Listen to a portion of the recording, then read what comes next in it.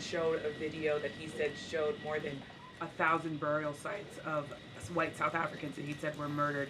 We know that that was not true and that the video wasn't showing that. So I wonder, why did the president choose to show that? What's not true, Yamiche? It's not true that the video was showing a burial site. It is unsubstantiated that that's the case. No, it is true that that video showed the crosses that represent. Which is what the president claimed. The video showed images of crosses in South Africa about white farmers who have been killed and politically persecuted because of the color of their skin. And those crosses are representing their lives.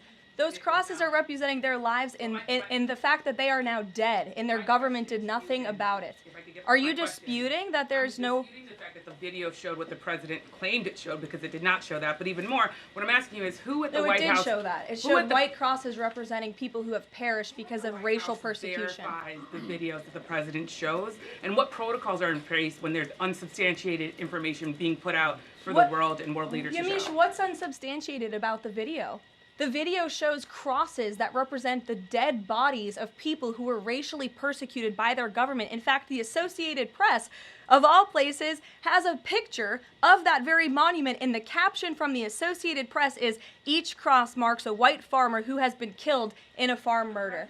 So it is substantiated, not just by that video and the physical evidence that everybody saw on display in the Oval Office, but also by another outlet in this room, the Associated Press. So you should take it up with them if you believe the claim is unsubstantiated, and that's a ridiculous line of questioning. Following up on the dinner tonight, you mentioned this is not a White House dinner, but the president is always the president, and the Trump family is making money off of this. So can you just explain, how is this not the president using the office to enrich himself? All of the president's assets are in a blind trust, which is managed by his children, and I would argue one of the many reasons that the American people reelected this president back to this office is because he was a very successful businessman before giving it up to publicly serve our country.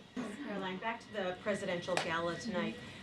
Did anyone in the White House or in the White House counsel's office advise the president against holding this sweepstakes, whereby people who spent the most money on his Trump coin would then have access to the president at this dinner? Again, the president has been asked about this. He has addressed this. I have also stated previously from this podium that the president is abiding by all conflict of interest laws that are applicable to the president.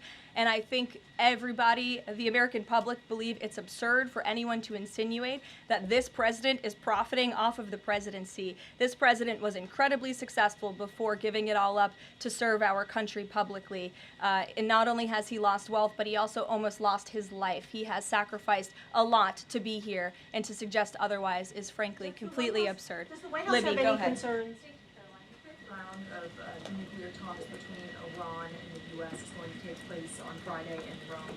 What is the president anticipating ahead of that, and if a deal doesn't come from that meeting, is he going to walk away? Well, I'm glad you brought up Iran, because I do have an update. The president spoke to Prime Minister Benjamin Netanyahu today.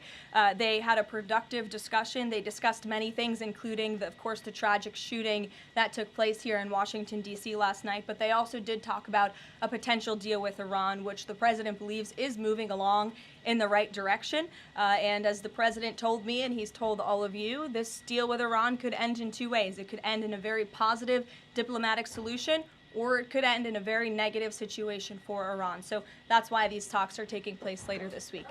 Yamiche, good to see you. Hi, good. Thanks for taking my question. Sure. The president showed a video that he said showed more than 1,000 burial sites of white South Africans that he said were murdered. We know that that was not true and that the video wasn't showing that. So I wonder, why did the president choose to show that? What's not true, Yamiche? It's not true that the video was showing a burial site. It is unsubstantiated that that's the case. No, it is true that that video showed the crosses that represent... Which is what the president claimed. The video showed images of crosses in South Africa about white farmers who have been killed and politically persecuted because of the color of their skin. And those crosses are representing their lives. Those crosses are representing their lives in the fact that they are now dead and their government did nothing about it. Are you disputing that there's no... That the video showed what the president claimed it showed, because it did not show that. But even more, what I'm asking you is who at the White House... it did show that. It showed white crosses representing people who have perished because of racial persecution. Verifies the videos that the president shows, and what protocols are in place when there's unsubstantiated information being put out for the world and world leaders to show? Yamiche, what's unsubstantiated about the video? The video shows crosses that represent the dead bodies of people who were racially persecuted by their government. In fact, the Associated Press, of all places, has a picture of that very monument, and the caption from the Associated Press is, "Each cross marks a white farmer who has been killed in a farm murder." So it is substantiated, not just by that video and the physical evidence that everybody saw on display in the Oval Office, but also by another outlet in this room, the Associated Press. So you should take it up with them if you believe the claim is unsubstantiated, and that's a ridiculous line of questioning. John, go ahead. Go ahead, John. Thank you, Carolyn. The big, beautiful bill now goes to the Senate. Does, yes. A lot of the Republican senators have promised amendments that will water this thing down dramatically. What is the president's level of tolerance for their amendments to water it down, and what will be the action taken for some of the amendments that the president does not want? Sure. Well, the One Big Beautiful Bill is named the One Big Beautiful Bill for a reason, because it is a one big beautiful bill that encompasses just about everything this president could want for the American public. It delivers on so many of his core campaign promises. So surely we want to see those campaign promises signed into law. And as the president put in his Truth Social post this morning, and as he said to me, we can celebrate this past the House for a couple of hours, but now it's time for the Senate to get to work. The president has a great relationship with Senate Majority Leader Thune, and of course so many friends on the Senate side of the Hill, and he's expecting them to get busy on this bill and send it to his desk as soon as possible. Phil. Thank you.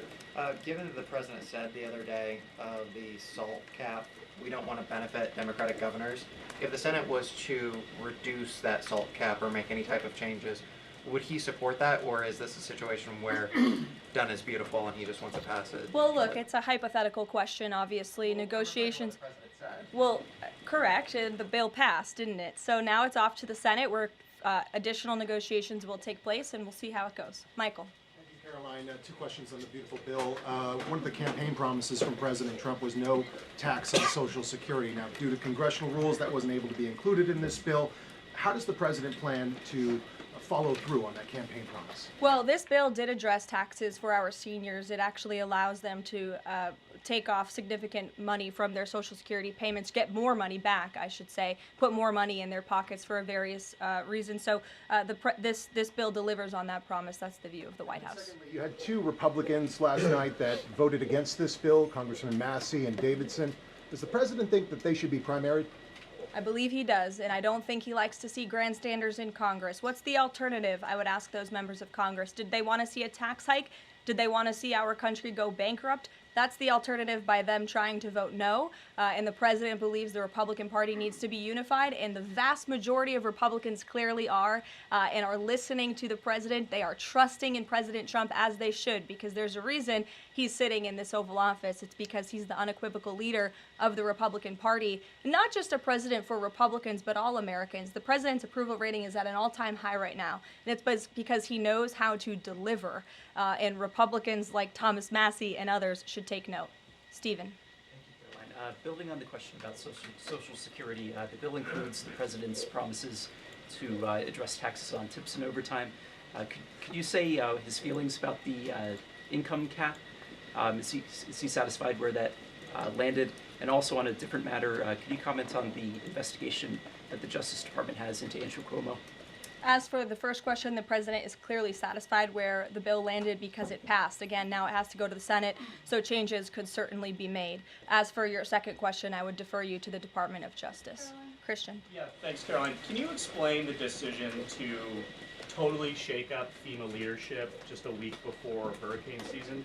You'd have to ask the Department of Homeland Security in terms of leadership, but certainly the administration, and I know the National Security Council here at the White House is monitoring storms and natural disasters that are happening across the country at all times. We're briefed on those. The administration is briefed on those, and Secretary Noem is leading that effort for sure. Switching gears, Caroline. Yeah, just following up on Warren Davidson, I wanted to read you his quote that he posted online. While I love many things in the bill, promising someone else will cut spending in the future does not cut spending. Deficits do matter, and this bill grows them. Why should that get a Republican primary? This bill saves $1.6 trillion for the American taxpayer. It saves more than any bill that has ever passed Capitol Hill has. In fact, by double. The next bill saved $800 billion. This bill saves $1.6 trillion. So this is a very good bill for the American people, the American taxpayer. And I believe, as an outlet put it with a headline this morning, it might have been Politico actually, they wrote that the American people are going to be flush with cash when this thing is signed into law. And that's a good thing for American taxpayers. Sure, go ahead. Caroline, what is the president doing to win Senate passage by July 4th? And does that include work to eliminate carried interest and make business tax cuts permanent? Where is he on those issues? Well, look, this bill literally just passed the House of Representatives, so now our team is suiting up for discussions with the Senate side of Capitol Hill. The president again said this morning he hopes to see this bill at his desk as soon as possible, and he'll be engaged in the process to get it through the Senate, just like he was to get it through the House of Representatives. What kind of assurances did he give the Freedom Caucus members to kind of ensure that this would get through last night? Was changes to Fannie Mae and Freddie Mac part of that equation, changes administratively to Medicaid as well? Well, I was in that meeting yesterday with the president and House Freedom Caucus, and he told them how he wants to be a cheerleader for them, a cheerleader for the Republican Party, and for the country. And Republicans faced a pivotal moment yesterday. They could have voted to bankrupt the country and increase taxes by $4 trillion, or they could vote for this one big, beautiful bill which cuts taxes and saves American taxpayers money. And he put that proposition before them, and clearly they heeded the call because the bill passed last night. Sure. Caroline, so on or this morning, rather. Every day is going into the next. Go ahead. The Netanyahu call. Just curious, did the president raise the flow of aid into Gaza? Is he happy with where that situation is right now? Not to my knowledge, but I can certainly go back and check. And did you have any reaction to the Supreme Court's ruling about the religious charter school today, as well as Justice Coney Barrett's decision to recuse herself? We'll get you an answer on that case specifically. Sure. You mentioned the president has a good relationship with Leader Thune. Has he talked to him specifically about the plan to get this through the Senate? Does he plan, or is he going to reach out to Republicans who have voiced concerns? Not to my knowledge. Has he spoken to Leader Thune this morning? He very well could have. I just wasn't briefed on that call. We can go back and check for you. The president did speak to Prime Minister Netanyahu this morning. He also had a call with President Sheinbaum this morning. He was receiving his intelligence briefing. He's been very busy all morning. But again, he certainly intends to remain active and engaged in these negotiations with the United States Senate to get this bill done. And just following up on the dinner tonight, you mentioned this is not a White House dinner, but the president is always the president, and the Trump family is making money off of this. So can you just explain, how is this not the president using the office to enrich himself? All of the president's assets are in a blind trust, which is managed by his children, and I would argue one of the many reasons that the American people reelected this president back to this office is because he was a very successful businessman before giving it up to publicly serve our country. Reagan. Thanks, Caroline. Last week, the president told Brett Baer that he trusts his people, but thinks that the official narrative on his assassination attempts are, quote, a little bit odd. FBI Deputy Director Dan Bongino said days later that there's no conspiracy to find, and as he put it, quote, the there that you're looking for is not there. My question is the president personally satisfied with the investigations into the attempts on his life? And does he agree with Deputy FBI Director, or does he think there's more to it? Well, in the lead up to your question, you answered your own question with the president's own words, and I'll leave it at that. Caroline? Sure, go ahead, Haley. Thanks, Caroline. Haley, go ahead. Oh, thanks. I wanted to follow up on his call with Prime Minister Netanyahu in his effort to reach a deal with Iran. Does he feel like he has the Prime Minister's support in this effort at this point, or did the Prime Minister raise concerns to him in this conversation? I won't get further into the private discussion between the president and the prime minister, but surely they have a good relationship, one that's built on transparency and trust. And the president has made it very clear to not just Prime Minister Netanyahu, but also the world, that he wants to see a deal with Iran struck, if one can be struck. He does not want to have to take the latter option, the more severe and negative option. He wants to see a deal. The president is a deal maker, and he believes strongly in diplomacy, and he's made that clear to the prime minister, but also to all of you and, frankly, the rest of the world.